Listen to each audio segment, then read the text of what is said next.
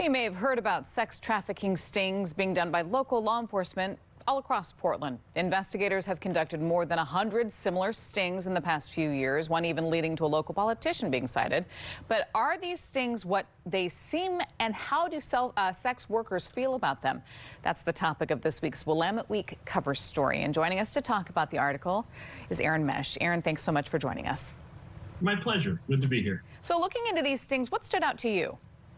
Well, the main number that stands out by Karina Brown in her story that published in today's Willamette Week is that 85% of the arrests in stings that are described as human trafficking stings or human trafficking arrests by the Human Trafficking Unit for the Portland Police Bureau, 85% of those arrests are for charges that are commercial sexual solicitation.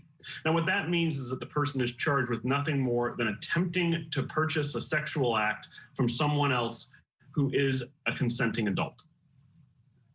Aaron, what do police say they are hoping to accomplish, and how do sex workers feel about this tactic?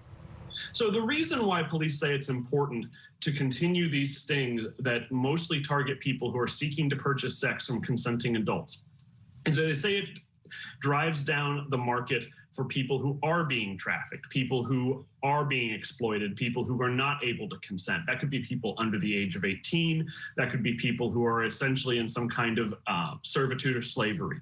So the rationale is that if you decrease the market, if there are less people who are seeking to buy sex overall, there's less chance that they're going to purchase sex from someone who is being exploited or coerced.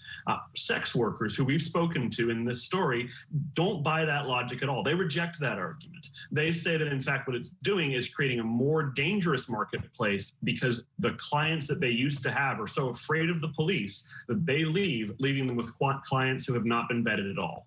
So what are some of the complaints that people have about this use of department resources? Well, let's look at the larger context on this. Portland is in the middle of a murder wave. We have gun violence to a degree that this city has not seen in something like 30 years. And we have a police bureau that consistently is concerned that it doesn't have enough officers. I mean, every time you turn on the TV, you see another news segment that says the police bureau says it doesn't have enough officers to respond. That leads to a question of whether or not resources are being deployed in the most rational manner.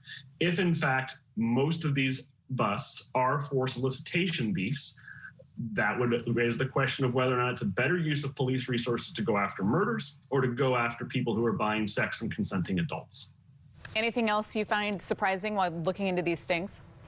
Well, I mean, I think you should read the story to get a sense of like how far-reaching this is. There is, in fact, a state politician or a former state politician, Dave Hunt, who is the former Oregon Speaker of the House, who was busted in one of these cases. And we've talked to someone who is a sex worker who says Dave Hunt was their client.